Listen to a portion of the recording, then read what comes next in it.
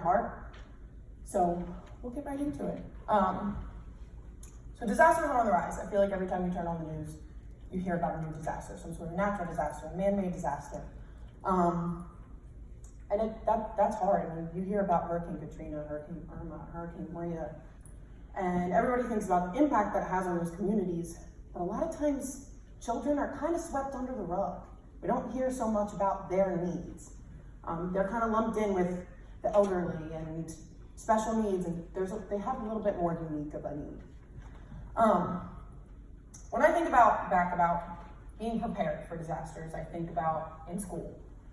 When you were in grade school, they would run drills, and you had to go run into the hall, be away from windows and doors, or you'd hide in a corner.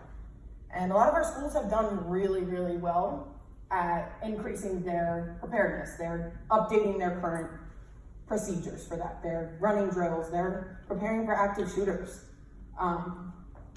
But our emergency rooms aren't really all that prepared. And you'd think, emergency, right? They got this. I mean, they're prepared, right? Ooh, did I do something? Oh. But they're not. And we're gonna go over that a little bit. So, when I'm nervous, I get goofy. So, if I get goofier. So, one of the reasons that we need to increase our awareness is children are different than adults. And a lot of times we just think about children as tiny humans. They're tiny adults. So, let's just give them smaller dosages and make the equipment work, right? Wrong. So this is just a couple things. So when you think about the California wildfires, kids have faster respiratory rates. We know that. We're nurses. We got the kids have different vital signs. So they're much more prone to having inhalation injuries, inhaling toxic substances. Then their metabolisms are faster, so that means it's getting circulated much quicker. Their integumentary system is so much thinner. They're more likely for hypothermia. Their body to surface area ratio is higher, so it means that they're likely to have more like the toxic substances, like if they were to have some sort of chemical spill, that affects them much higher. Their musculoskeletal system, so if you guys think about kids, you think they're a little bit wonky, right? Their heads are big. Their heads in comparison to their body are much bigger. A recent study actually showed that in the tornado alley, they recommend that kids should be wearing helmets during tornadoes because they're more likely to sustain a head injury. In the Oklahoma City bombing, 19 children died. 90% of them sustained a head injury. So children make up 25% of our population, which means we are not meeting a quarter of our population's needs when it comes to disaster preparedness. In 2017 alone, children were affected by Hurricane Harvey, Hurricane Irma, Hurricane Maria, uncontrolled wildfires, the Las Vegas and Texas shootings. So in a survey done in 2013, only 47% of responding facilities had included pediatric considerations in their disaster plans. Only 47%, that is less than half. 83% of hospitals nationwide participated. They sent out this readiness toolkit. They said, assess your hospitals. Most of our hospitals responded, and most of them weren't prepared. Most of them went, well, what do we do now? We know emergency rooms, they do disaster drills twice a year in accordance with Joint Commission. Those emergency rooms are not doing pediatric disaster plans. They are doing it with adults. They are planning for adult casualties. And while that's important as well, what happens when those kids come in? In 9/11, the first victim to go to a hospital was a 5-month-old, and they went to the New York Veteran Affairs Medical Center. They were not prepared to handle that child. So what's included in this readiness toolkit? It is things as like administration coordination. Are we coordinated? Do we have, if we get a child and we're not able to handle it, do we have a plan in place to get them to the place where they can be? Staffing, do we have the people that are comfortable? There's a lot of people, I respect you all, I work in peds, but there's people that don't like to handle kids and they're not comfortable with it. And that's a good thing, but we need to have people that are. Patient safety, Kids require their own little patient safety. We don't restrain kids. At least at my hospital, we don't even have restraints on the unit. But eyes need to be on them because they like to do cartwheels out of their beds. Policies and procedures, and the biggest thing is equipment and supplies.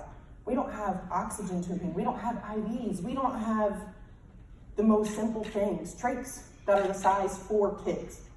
And that's the biggest thing. I mean, you're triaging your kid, and we need that. We need that equipment because you can't put an adult-sized bamboo bag on a kid's face. It's not going to be effective. So most hospitals, again, are testing their emergency preparedness with the Joint Commission, but we're not practicing with kids. In that test, when they assessed people nationwide in 2013, they sent that out. Tennessee actually came in with the highest mean readiness score at 89%. Tennessee sees tornadoes, but we're kind of buckled in this little area. For those of you who know, I live in Tennessee now. I went to Nashville conference last year, loved it, moved. But when you think about it, I mean, Tennessee's are the biggest, in Tennessee, the biggest natural disaster we see is tornadoes. We don't see a lot of the hurricanes. We don't see a lot of the flooding. After that was Delaware at 85%, Florida and Illinois at 82%, New Jersey at 81%, and Maryland at 79%. The lowest was Wyoming at 56%.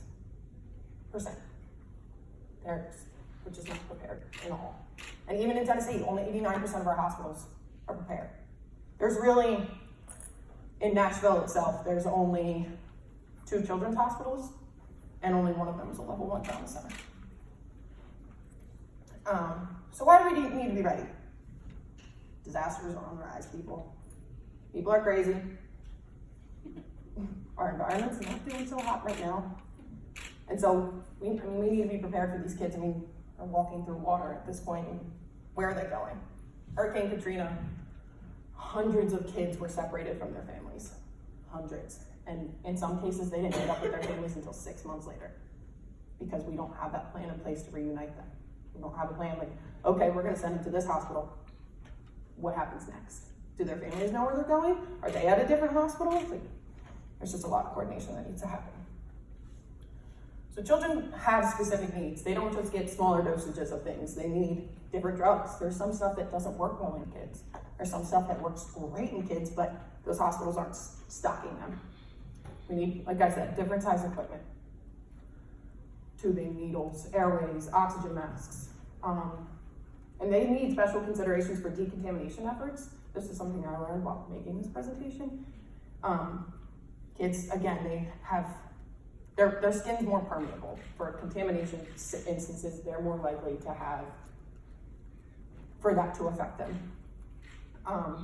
And so what I'm really hoping for is pediatricians and nursing staff need to be consulted at every level when they're planning this. So when I brought this to my nurse manager, I showed her, she was like, she had told me, she was, when there's hurricanes in Florida, she came from Florida, it was important that I be on that board, that I was part of that planning process, because while it's great and administration wants to make that effort, they don't know what happens on the units. They don't know how it affects us and what we really need. So it's important that pediatricians, nursing staff, everybody's involved in that conversation. All right, cool, we talked about that.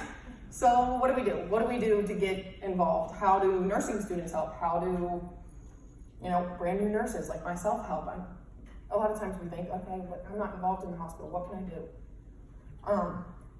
The biggest place for hospitals to start is including pediatrics in their plans, making their own separate plans for kids, and making sure that we're set and ready to go with them, because otherwise this is just going to keep happening. We're not going to be prepared to handle them. And for nursing students, a lot of you are going to be nurses soon. A lot of you work as techs in emergency rooms. A lot of you work as techs in pediatrics. A lot of you work as techs just in general on any floor.